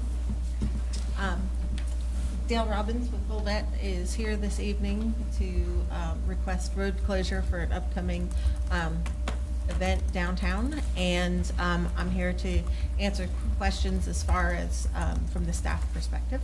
So I'll let Dale get started and explain the event, and then I'll be able to fill in any other information. Thank you, Heather. So my name is Dale Robbins, 3233 Virginia Creeper Lane, Willow Spring, North Carolina, 27592. I'd like to express my gratitude to this body and the town leadership, department heads and employees, and all the people of Andrew and beyond that have supported us through the years. The request tonight is not to do a car show, but do what we're calling the first annual Motor Muscle Excursion, with the theme this year being Unity of Community, whereby we'll bring cars, trucks, Jeeps, and bikes from I-95 Muscle in Hope Mills with a stop at the Veteran Memorial Park in Lillington, where the participants will be able to meet members of the Veteran Treatment Court and Veterans Upward Bound, and then end up in downtown Anger, where Ellington Studios has agreed to play for us again. So that's the short version of the event. How would Ellington Studios work into this? So we're going to use, and I guess Heather can go into more of the logistics, but we're going to use the depot stage, and they will play for us as they did last year at the car show. Okay, so it's not involving their business, they're just playing for you? Right. Right, okay. Right. Okay, any questions from the board? How long would the closure be? It would go to 3 o'clock. So we'll have the morning market closing Lillington Street, and then the reason why we're asking ahead of time is because in concept, we would then close down Broad Street for the afternoon for a few hours to park cars, whatnot, listen to the band, and then things that we've done a little different from last year was this is a pre-registered event, so we'll know how many cars are coming in. So if there's less cars, then there's an opportunity to close less of the road. Also, lesson learned, we're going to leave parking above 210, north of 210, so in front of Town Hall, and open to the public throughout the whole time. And when we were looking at where to park cars, there's an underutilized area from MacGyver up to Lillington Street that we thought that maybe this would be a good place to try parking just on one side of the road and then leaving the other travel lane for emergency exits and whatnot. So that's a new concept. Where it comes into play is we have the, at the retreat, we talked about standard road closures. They are pushed upon by, you know, what Public Works needs to do, police concerns, and community development needs, etc. And closing with the, what looks more like the Crepe Myrtle closing from 210 down, it's for safety because we're using that Lillington Broad Street as the hub of the event. So it gets cars parked, but then also access to the depot stage, and both traffic coming off of 55 on Lillington Street, it gets kind of dangerous, and then also if they're coming off of 210, we have a concern about safety at that intersection. So that's really where the road closure is looking at. If we can condense certain things, then possibly leaving Lillington Street closed and letting Broad Street be a drive-through would be an option. The other thing is we're trying to utilize downtown as best as we can and have multiple events. So we also have to figure out how we're going to get cars in and out of the market area, our vendors, things of that nature. So it might not that we be needing all the space for the whole vet function, but in order to have the market and have the other thing, we might need to close the area. So it's a combination of safety and then also facilitation of all the different things at that point in time. And the morning market closes at what time? The morning market closes at 1 o'clock, and the event, they're still figuring out how to exactly get from Fayetteville to Lillington to here, but we're anticipating that coming in towards the end of the morning market time, and then we would stage them, I would think, going down Broad Street from Lillington to MacGyver and then wrapping around. We've also looked at possibly putting some of the market vendors in the grassed area. So that can happen, and then Ellington will be doing their sound check and stuff, so it might be a nice morning for that. 1 o'clock. 3. 3. 12 to 3, so 3-hour event, or, yeah, 4-hour event, sorry. Yeah. Which, in the general, I like to keep events to the 3-4 hour range just because, you know, anything longer, you know, unless you got a lot for them to do. You mentioned a meeting. At the meeting, did any downtown merchants or restaurateurs involved have any concerns? So one of the things, keeping the parking open above 210, because so there are more, and some of the other businesses have classes and things on Saturdays, so this alleviates their parking concerns. Bike Fest is a little different because we do close that northern area, and the parking just north of Town Hall, there's about 12 spaces. We reserve those for the So There class and some of the downtown businesses, so staff and the registered students had a place to park, since that they you know, paid to participate in something downtown the same day as Bike Fest. And is the town waiving any fees for Holvet? No, well, the depot right now is reserved, so that part is a little different, but they would be renting the depot space under the nonprofit fee structure. They have not asked for those fees to be waived. Okay, any other questions? And this is still operating under Holvet. You're just calling this event something, a new title. Yeah, so in the past, Mr. Coates, we've named each one of our car shows differently. Well, I think most of y'all know, we did a car show here in 2019. It was November, it was 55, it was a little chilly, the place was packed.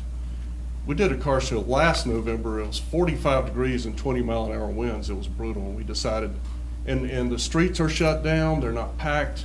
So in talking to Heather and our team, well, let's not do a car show, and let's not do it in November. Let's try to do something a little creative, but also to honor those that support us from Fayetteville through Lillington up to here. So we're calling this the first annual Motor Muscle Excursion, but it's really a run/ride that some of these cars and bike guys and ladies are used to.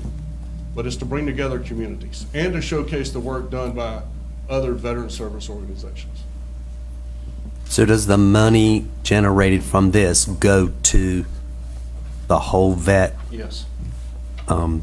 Yes. Same charity, is just a different way of raising the money for it. Yeah, it's just an event. It's a fundraiser, but it's to bring together the community. Okay. So Whole Vet became a nonprofit in the state of North Carolina in 2017. Dale, can I ask you a question? Mm-hmm. I don't know anything about any of this, but I'm going to play devil's advocate for a minute just because of what I heard earlier in the evening, Mm-hmm. which is what I'm supposed to do up here. Right. Being that you are a non-for-profit organization, do you have any problems showing your nonprofit records to the town who's granting you this? I mean, I'm asking a question that I heard earlier from the evening, and so I want to know, do you have a problem with showing your non-for-profit records if using town facilities? Alan, I have no problem. I'm an open book to well-intentioned request. I have no problem at all. When the request came in from Mr. Hawley, I took them to our attorney, and he said, yes, this is how you respond. We are a 501c3. We're still a young 501c3. So we file with the IRS what's called a 990 form. And because of the amount of funds that we have brought in so far, we file what's called a 990 postcard. Okay? So the 990 postcard we filed for the last 3 years. So legally, all that I have to give to anyone that requests is our filing with the IRS. So that's the 990 postcard. So it's not broken out by budget and expenditures and all that kind of stuff. We're actually working with our CPA for this year for our filing for last year, and we filed for an extension so we can work on that. Because we did take in a little more money last year. And I'm going to keep asking questions. So Dan, does that seem to follow suit with what little you may know of the situation yourself? I mean, I would imagine that their 501c3 status is a matter of public record that, you know. Yes. Then my next question then would be, whether it's Heather or whoever does all of this, do we verify as the town the validation or the standing of the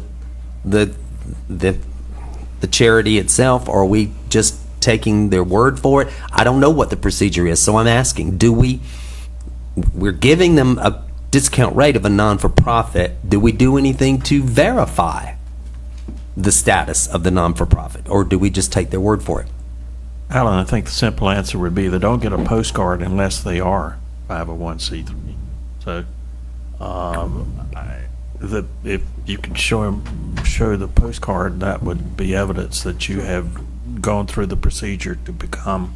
Right.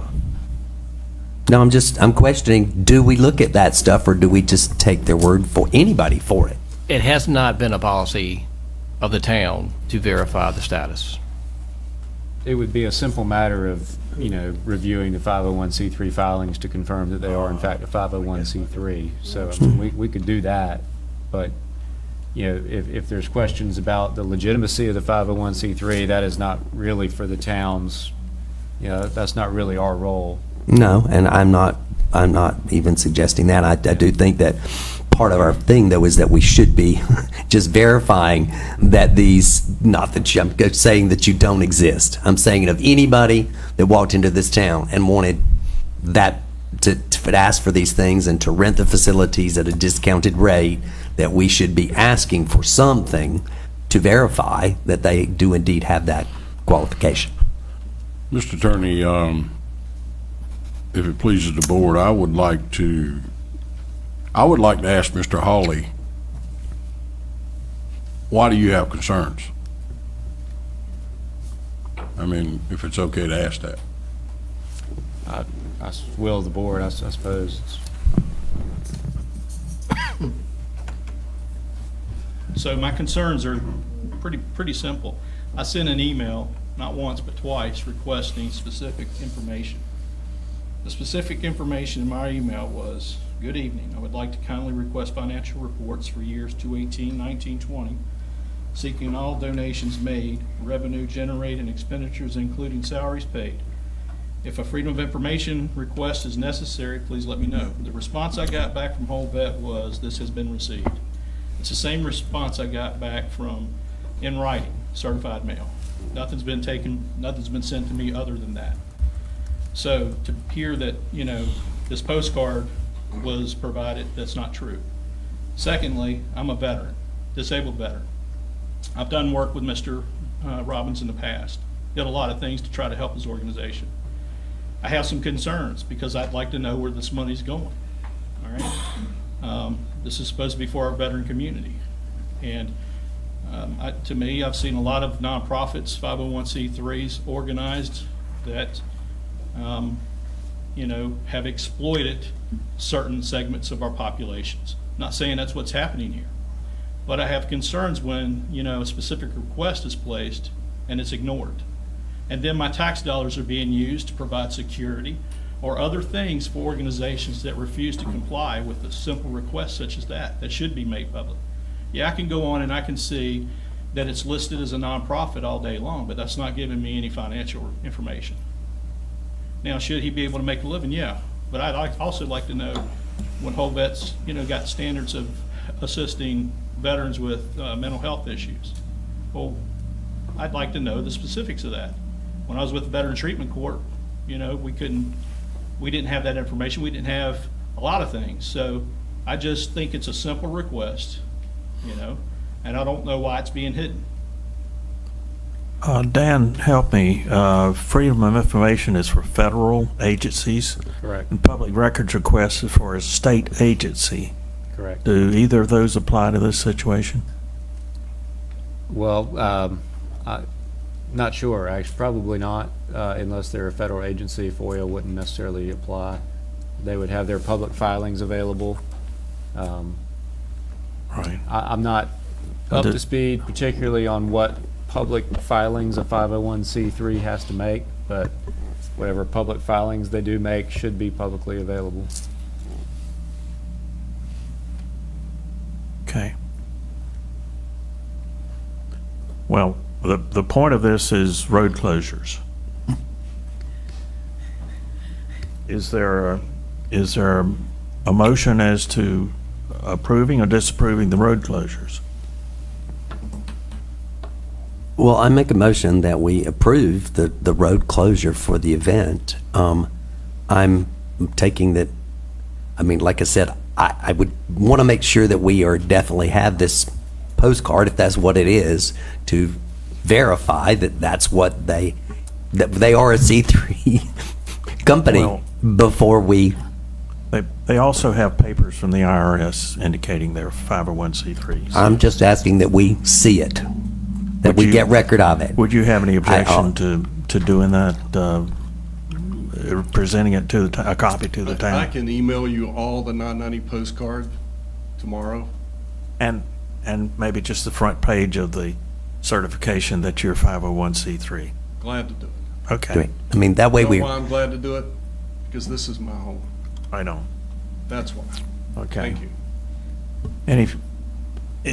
Any discussion of the motion?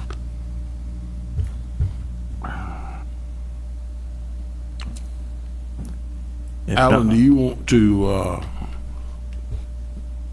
to take back your motion and let's table this until we see it? Would you be happier then? That's the only thing that's stopping me from doing that. And would it delay you any more in your process if you had to wait another month to get your road closure? Yeah, we've kind of held back waiting for this meeting to really open this up to the participants. So that's, We could do this, we could do If this I at can make a the, suggestion, you could approve it contingent upon receipt. there you go. That's what I was going to say. Yeah. All right, I would amend my motion to approve it contingent upon the receipt. Okay. Any further discussion on the motion? All in favor of the motion, please raise your right hand. All opposed?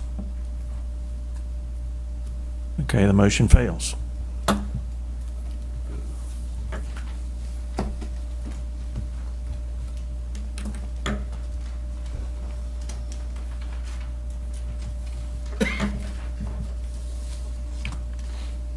Okay, next is the town manager's report.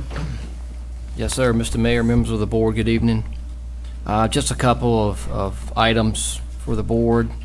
First is the budget work meetings. Last week, LaRue and Jim met with Hans and I regarding the fiscal year 23 budget.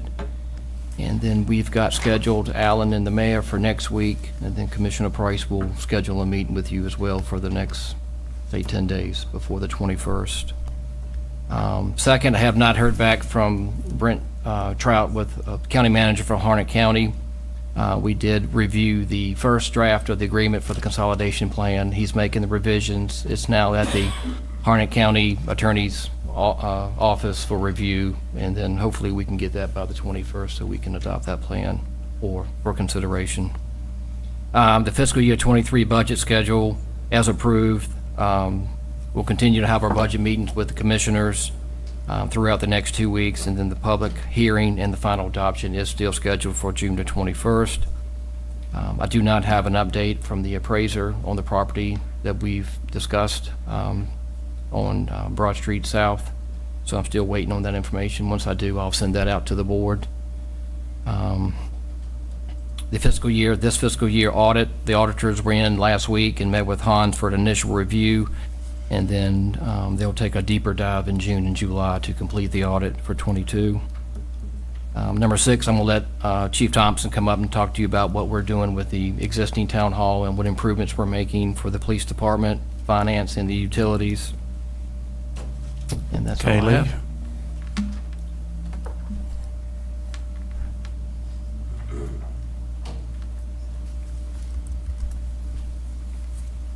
Hope everyone's doing well tonight.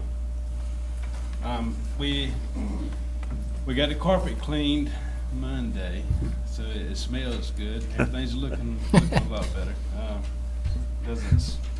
Got rid of a lot of that mold or whatever you want to call it smell. The painting started today, a day early. We were expecting the paint to start tomorrow. They're expecting to finish the painting Thursday. We're hoping to start actually moving our stuff back early next week. I do want to take the time to, they told me not to acknowledge the families, but I had 2 different families donate items to our police department. One family donated a very nice stove, very nice refrigerator for our break area. Another family donated a dining room set, so the guys and ladies have somewhere to actually sit now to be able to eat. Like I said, these families did not want any recognitions, but I did want them to know how thankful we are. But that's where we're at right now. Do you have any questions? Did you want to add with that It's a lot of years of walking on that carpet, but yeah, it's fine. But we're good. Lee, are you just reporting on the town hall situation? Will you be back up here in a minute, or do I direct another question? Or should we just... Why don't you go ahead and give your report Okay. at this All right. point? The activities for the month of May. Police activities consisted of 3,091 calls for service/officers initiated activities. officers investigated 47 offenses. Busy month, 47 offenses. During these investigations, 22 individuals were arrested on a total of 31 charges. 6 arrests were made due to outstanding warrants. 2,437 security / subdivision checks were logged for the month of May. 26 traffic accidents, 87 traffic citations were issued, totaling 128 charges, and 36 verbal / written warnings were given out. During the month of May, we held a summer safety and awareness class for the community, and we purchased a 14-foot enclosed trailer for alcohol education with the funds provided by the AB store and ABC board. Okay. Go ahead with your question. Okay, well, it was two. Well, one's a comment, one's a question. I'm sure that you, as chief of police, will be writing something to this family. I was just wondering, could the town possibly respond as well, thanking them for with some letter of recognition, thanking them for their donations of these items? And I got to probably say, a lot of people aren't even aware that those kind of things are possible, that would have even thought of such a thing. So that may open up a whole new world for people, but I think if the town would also send something, that would be nice. My next question is, where do we stand on the traffic violation writings, and when should we expect to see something and get it in enforcement? He's drafted it. It's under review. I've sent it to Dan, so we're going to review it. Hopefully, have it by the 21st, the workshop. Great. For approval. Very good. That was the question. I knew that was going to be the question. Yeah, all right. So as to the letter, quote a famous production, so let it be written, so let it be done. Okay. All right. Okay. Any further questions of the chief? All right, thank you. And do you have something further, Chief? Yeah. Lee, at the end, I guess we'll have a chance to speak, right? Towards the end? Yes. Comment. I'll be saying something in regards to you, but right now is not the time. Okay. Jerry, did you have anything else? I interrupted your presentation. No, sir. That was it. Okay. All right. Department reports. Good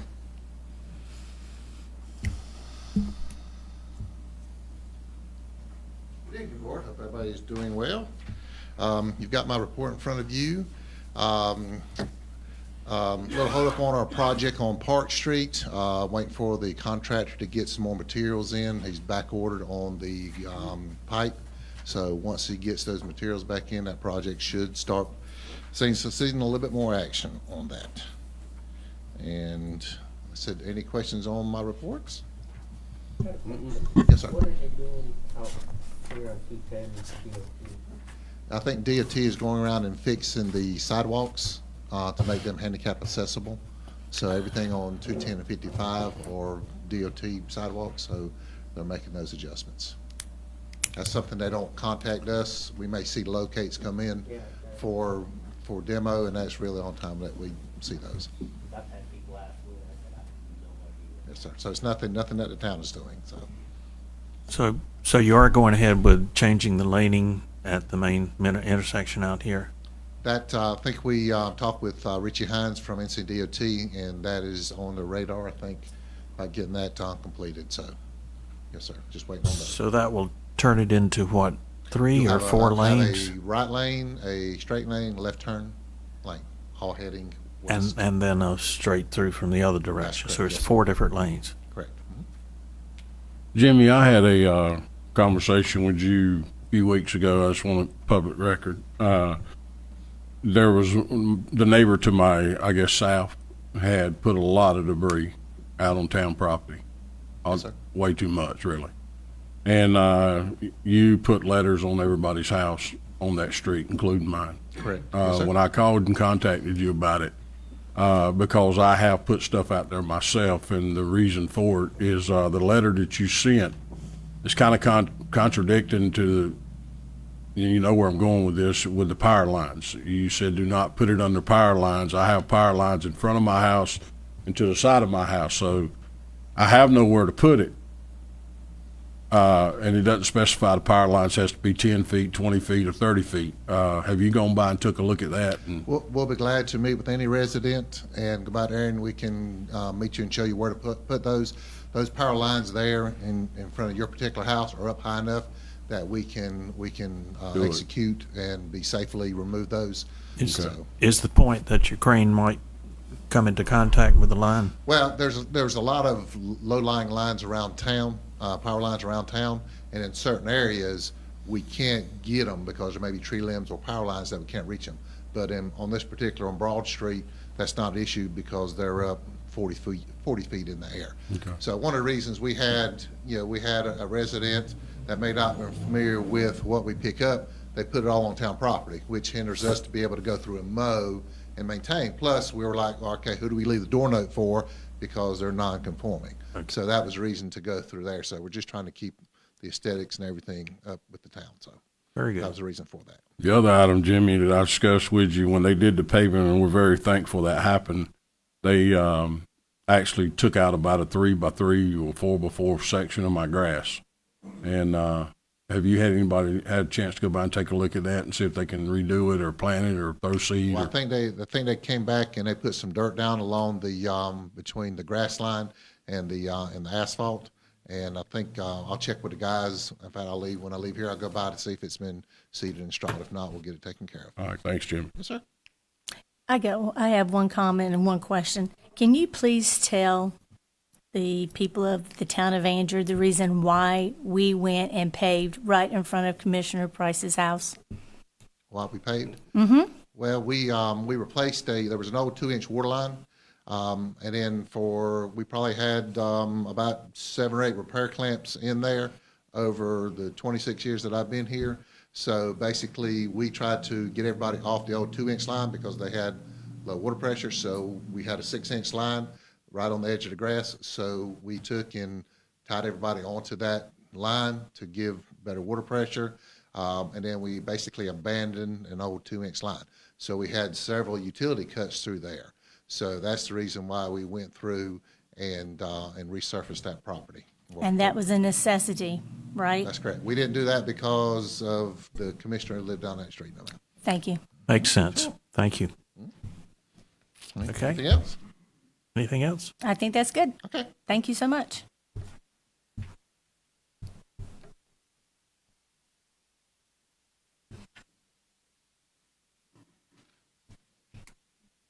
Good evening, everybody. Just a few quick things. We have our summer program starting this next week for the library. We have 61 programs scheduled over the next 8 weeks. We were starting it off. We're partnering with the police department with the bike safety rodeo this weekend, and that is at the church at Andrew Baptist Church, and we still have signups available. We are able to provide helmets for kids that don't have helmets. And we do have some bikes that were donated through the police department for use at the bike rodeo for younger kids should they need them. We also have our big kickoff with the magic show like we did last summer, where that was our biggest outdoor one. That'll be at the Depot Monday at 10. And then the rest of our summer schedule is posted up on our Facebook and on the town's website. We also have our community garden has been thriving out there. We've had a lot of participation with the citizens. We've had donations from both private citizens as well as Ace Hardware made a very large donation to us to be able to store the equipment and provide trellising and some plants for what we have out there. So that's where we stand with that. Any questions? Nope. Excited about Saturday. Thank you. Thank you, Katie. Okay, who's next?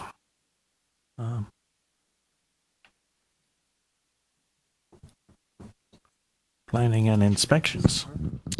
Okay. The Planning and Inspection Department staff report is included in your board packet as it is every month. I'm going to hit the highlights for you. With 1 month to go in the fiscal year, we are at 195 new houses permitted by the town, which is far exceeding our previous record of 120 last year. As you can see, we've almost doubled our anticipated permit fee revenue in the fiscal 22 budget, which is great news for our general fund.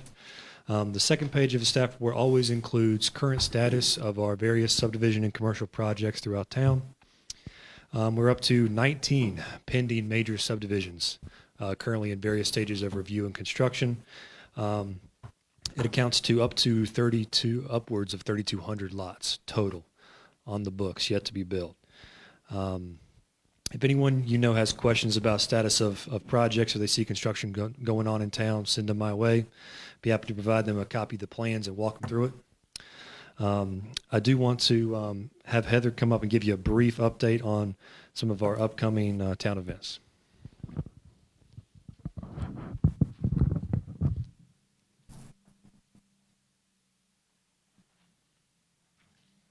Hello again. As far as the events go, I'll run through what's coming up, and if there's any other questions that you have based on the past conversation, just let me know, and I'll be happy to answer them. This past weekend, Bike Fest happened, and the Andrew Bike Fest organization raised money for Pediatric Brain Tumor Foundation. There was a very good turnout. There's I don't know, it's hard to know exactly, but they sold about 300 raffle tickets that evening for their Friday concert. And then we anticipate somewhere in the 2,000-ish range, maybe more, because people are coming in and out of that festival throughout the day. So it was fairly well attended and a great weather, so that was good. On June 11th, we had the bike safety rodeo. That will be at Andrew Baptist Church because it's very flat, and it's different partners, the police department, the library, myself, and the church. What was the time on that one, Heather? It's from 9 to 11, and this is possibly something that we can do in the future multiple times, during the year if it works well. June 18th, we have the Harnett Music Festival, and the town is partnering with the Harnett Arts Council, and we have music in some of the local shops in the morning, and then transitioning into Nappertandy's, and then going out to the main stage, and then Nappertandy's will have something in the evening. So there'll be music throughout the day. We'll have our morning market and the vendor stroll as well. So the whole goal is to get different interaction throughout downtown at different times, and then we'll learn from that and then grow appropriately in the future.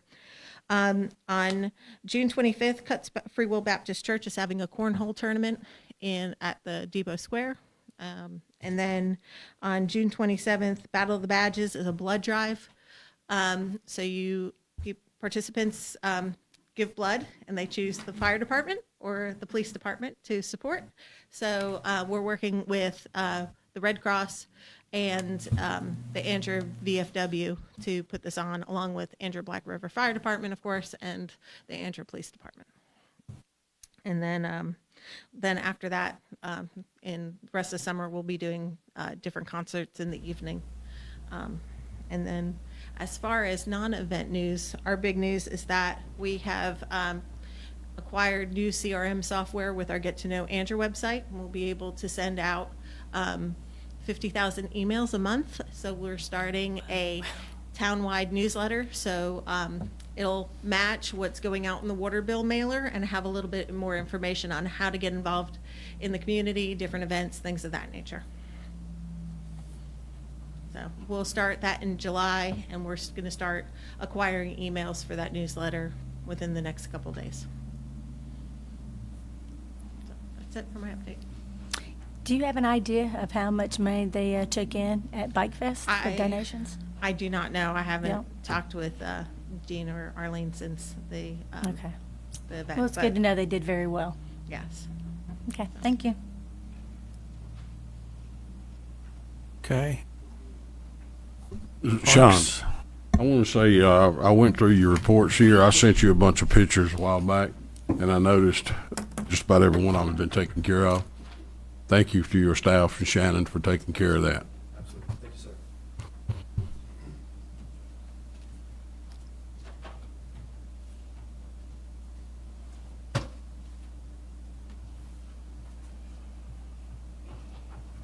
Good evening, board, mayor, everybody. Y'all have got my report. We finished up spring sports season last week, and it was busy but a tremendous success. One thing that's not in our report is we're going to do a we're going to try a flag football league this coming fall that we've never tried before. One reason we're doing it is we're going to eliminate our youngest kid football, tackle football, and just have two, what we call a peewee and midget. For the last 15 years or so, we've had termite peewee and midget, which was 7 and 8-year-olds, 9 and 10-year-olds, 11, 12, 13-year-olds. And the reason we want to cut costs because equipment has become so expensive, and we feel like, you know, this USA football has gone away from more tackle for the younger kids and more to flag, developing them that part of it first, and then going to the tackle, incorporating into the tackle. So we're going to start this year with 6, 7, and 8-year-olds doing flag, but we're going to give the 8-year-olds whose parents are determined that they want their kid to play tackle football a chance to play with the 9 and 10-year-olds if they want to do it. And then we'll just do 2 football leagues and a flag league this year. But we're in the process of trying to figure out how we're going to do it, where we're going to play it, and figure out a good common sense way to incorporate it where the kids have a good time, but they also learn a little bit about football while they do it. So, but it's pretty much in the planning stage, but we want to have it set up to get going and do registration, start the end of July for it. Derek, looking at your last note here, has anybody reached out to the Andrew Masonic Lodge and thanked them? Has our letter been sent to them? No, not yet. We have not. We ordered these football helmets about 3 months ago. Right. And 15 of them are still on back order. And as soon as we got them all in, we were wanting to, if you guys want them, we could bring them to a Tuesday night meeting, you know, at least a couple of the members, and tell them thank you for doing it. And I think they're going to do it again this fall, if I understand correctly. But I mean, the fact of the matter is, it got 50 football helmets. It's a lot. Yeah, I mean, and like I said, football equipment, all equipment's becoming, you know, astronomically priced. Everything. Trying to outfit a football kid is about $300 a kid now. The other thing, but we do get the equipment back, Alan. They don't get to keep it. Wow. The other thing I want to say, Derek, is we're a good collection agency for football equipment. I'll tell you that. Congratulations on your son's accomplishment at Oklahoma State, right? Yes, yes. Yeah, I got in about 4 o'clock today, so I'm going on not much sleep and traveling halfway across the country. So he was disappointed last night, but good season. I didn't even know they lose out. They lost out last night. Well, he's doing great. Yeah, he had a good year. He had a good regional too. So right. They didn't get the result that they wanted, but you know, it's life, it's competition, it's high level sports, and that's what I told him. Sometimes life ain't what we plan it to be, and you know, I told him, I said, you'll get over it. You're young. You got the rest of your life ahead of you. So, but it was pretty hard, especially for the older ones that some of them aren't playing anymore. That was it, and that was hard to watch. But it was fun. At the same time, it was 4 days of high intense, high level college baseball, and I went through all the emotional feelings that you could go through as a parent. But it was fun, but it was stressful. It's funny, they were going to play Carolina if they'd have won the Super Regionals. Yes, Carolina was going to have to go out there. I couldn't get lucky and have Carolina come here. I mean, have OSU come here. Had to go out there, but they lost. Carolina won yesterday, and of course Arkansas beat Oklahoma State last night. So anyway, well, thank you for saying that. I appreciate it. Yeah. Any other questions? Nope. Thanks. Thank you. Okay, Hans, are you up next?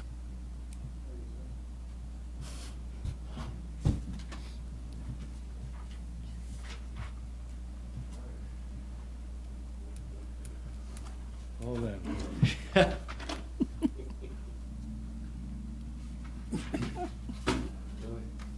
All right, so to elaborate just a bit on what Mr. Vincent had said about the audit, yeah, they did come.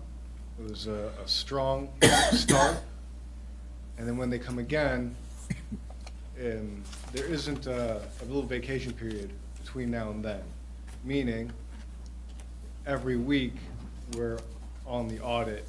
If it's not perhaps almost a daily thing, most certainly a weekly thing through the first week of October. So a good thing, a beautiful thing. Thank God that we have audits in North Carolina every year. It's mandatory. It's a wonderful thing. That's how it is. And they definitely comb through our books.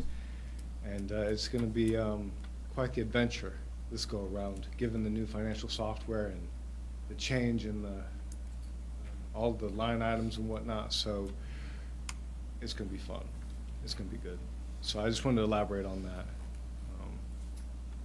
Kind of tag on to, what Mr. Sean Johnson, our plan director, has said. Yeah, the revenue's been coming in. It's because of all of the work that the Planning Inspections Department has been doing, and all departments, not just planning inspections, but all departments, and we see it. We see it through the revenue and whatnot. And so, essentially, at the end of the day, or better yet, by the next meeting, that is where that budget amendment will take place, where we will recognize again the revenue that we've received, revenue from like planning inspections and whatnot. And again, just real quick in comparison to last fiscal year, ad valorem we're up 215,000. Local option sales tax we're up 239,000. So building permits up 58,000. And this is only as of April. It's not really taking May, or now we're in June. It's not taking that into consideration. So we are up across the board in general fund and whatnot. Of course, I'm not going to paint the most rosy picture because we have a lot to do. We're very far behind in our projects, and we know that. Infrastructure, things like that. Providing better services to our constituents and the customers, no doubt. That is very, very, very crucial. So, again, albeit new revenue, it's most certainly needed. So there's that. On the water sewer fund there too. Doing good. Pretty good. So that set off, just to catch up on that one there. Meant to catch up with you earlier, really. I was wrong. It's actually 223,000 that we would like to eventually slowly chip away at and collect. So our collection, so it seems right now it's getting better compared to last fiscal year, but we're not really beating last fiscal year. It has been the most fascinating fiscal year for the finance department. So draining to say the least. So there's that. But yeah, next meeting we will have some budget amendments, and it's gonna be good. It's going to be a strong budget amendment, and we'll walk through it. It's going to be good. But yeah, eventually I can definitely drill down on some of those reports there. But at least you've got to like, Mr. Price, you've got to like that graph. Come on now. Thank you. Do like pictures. Pictures are fun. So, but for the time being, I'm going to brevity as I keep hearing that. So I'm going to be short here because I know our next meeting, it might be a bit longer. So there we go. If there are any questions, though. Thank you so much. Thank you.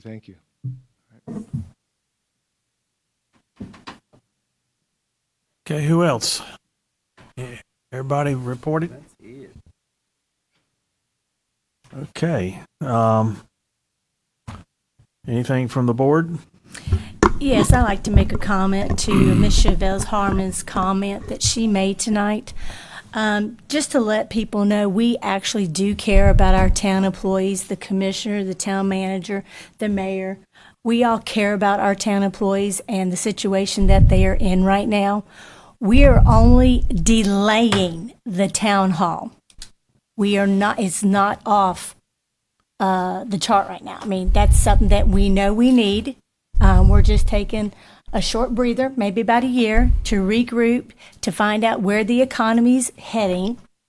And hopefully within the year, we can go ahead and restart the project. So I just, no. What'd she say? We will actually, Jerry, do you want to address this? That right now we're where we need to be?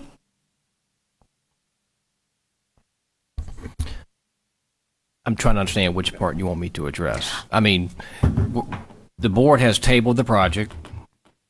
We have not lost any funds. The funds were spent, I believe, as Brian had indicated, funds were spent on a number of things. The architect was the largest. Davenport Companies are financial advisors. We had legal, and also we worked with USDA. So right now, all parties understand that we are on hold. Mm-hmm. We'll receive the set of plans. We have all the information we need. We've got the guaranteed max price, so we know what the prices are for every single part of this town hall. What is it going to cost 6 months or a year from now? I do not know, and I've explained that to a couple of you. I don't know what this recession is going to do. Exactly. It is totally different from the recession back in 2008 and 2010, where prices actually went down and your projects were for 50% on the dollar versus we're at 200% on the dollar. So things are different this time. Right. So I have talked to the architect. I have talked to the Rogers Builders, our contractors. They have a number of projects that were much higher than ours, over budget. Ours was probably the closest, but we're still over where we anticipated. So Exactly. And we still have to do a lot of our repairs on our infrastructure, correct? yes, correct. And that would probably be a top priority to make sure that our infrastructure. In your budget for next fiscal year, which it has been for the last 3 years, is right now our highest priority is our $10.4 million projects that we receive from the General Assembly, as well as the other smaller projects that Jimmy and Sean and Derek are doing as well. And if we were to wait, we possibly could actually pay more cash for the town hall instead of having a lot financed. There's a lot of prices that are going up. So as of June 1st, my understanding is electrical, plumbing, and mechanical prices for materials went up 20 to 25%. So we don't know where this market is going. Exactly. We do So not. if we were to start, it could be that would go so high that it would put us in a bind. That could happen. Exactly. That So could we are happen. actually being fiscally conservative for the constituents. You're putting it on hold to see what this economy does without inflating the price any more than where it is today. Thank you.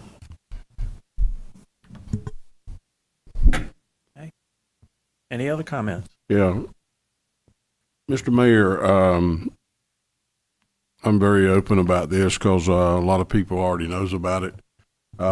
About 2 months ago, I had an incident at my house that was resolved today. Everything was dropped. It's a sad world we live in now where you have to, people can go do things without proving anything, and that's kind of what happened here. It cost me quite a bit of money to, but at the end of the day, everybody saw the truth. It kind of relates, the reason I brought that up, it kind of relates to what I want to talk about a little bit tonight. The Daily Record is here, and believe me, I've had enough conversation with them for the last 2 weeks. In our last May meeting, Mr. Mayor, I think you were a little upset. I know I was. There were some things said that shouldn't have been said. Spoke with the attorney today, and you told me I was out of order. I didn't feel I was out of order. I could have overrid that, but out of respect for you being mayor, I didn't. But the Daily Record took it and ran with it like a secretive deal had been going down with me and Honorable Senator Jim Burgeon. And when I was contacted, I was given 30 minutes to make a call back to them where they were going to put it in the paper the way they wanted to put it and what they had heard. So when I contacted them, I had to relay some information that I normally would not have relayed, where I got the information from. With the $3.5 million, anybody with any, how you want to say it, knowledge of the way the system works knows that one man up here couldn't make a deal for $3.5 million for a building. It has to go through a process. And and that's the way, you know, I knew it to be, and that's the way it was. It was totally twisted. But I just wanted to go on the record to say that I think I owe you an apology, and I feel like you owe me one for the way we acted the other night in public. And I've already apologized personally to Senator Jim Burgeon myself, and I know you have as well. So I just wanted to go on the record to state that. Okay, any other comments from the board?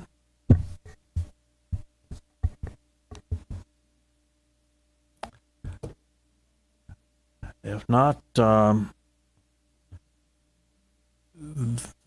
a closed session pursuant to GS 143-318-11, A5 to discuss property acquisition is part of the agenda. And if there is a motion that we come out of open session into closed session, we'll take a 5-minute break. I make a motion that we go out of Open session and go into closed session to as discuss the stated. property Okay. acquisition. All right. All in favor, please raise your right hand. Okay. The meeting is temporarily adjourned, and we will come back in 5 minutes.